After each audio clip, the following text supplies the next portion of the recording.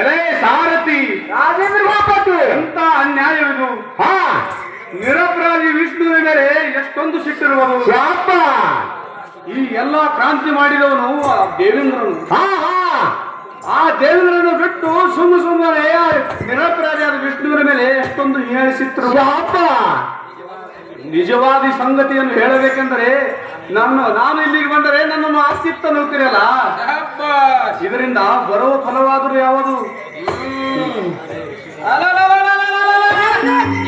ಋಷಿಕುಲಾತಮ ಶಾಂತನಾಗು.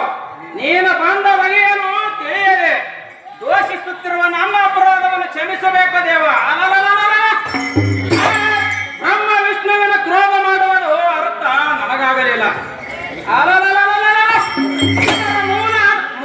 ಮೂಲ ವೃತ್ತಾಂತವನ್ನು ತಿಳಿಸಬೇಕು. ಬ್ರಹ್ಮಾನಂದನ ಮಾಡುವವನ್ನ. ಹೇ ದಾನವೇಂದ್ರ, ನಾವು ಎಂಥವರಿದ್ದರು ಭಿಕ್ಷುಕರು. ನಮ್ಮಲ್ಲಿರುವುದು ಜೋಳಿಗೆ.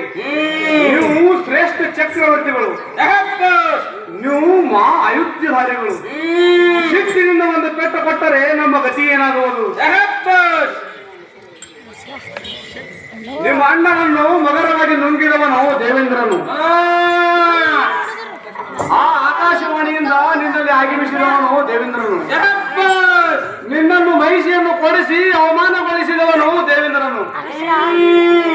ಈಗ ನೀನು ಸುಮ್ಮನೆ ಕೂತರೆ ನಿನ್ನ ಪ್ರಾಣವನ್ನು ನುಂಗುವನಾದರೂ ದೇವೇಂದ್ರನು.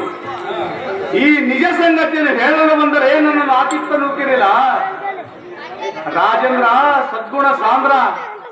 ಹೇ ಮುನಿಯನಾಥ, ಹೇ ದಾನವೇಂದ್ರ, ಮತ್ತಾರು ಹೇಳ್ತೀನಿ ಕೇಳುವಂತವನ. ಅದೇನಿರುವುದು ಚೆನ್ನಾಗಿ ತಿಳಿಸುವಂತವ ನಾವು.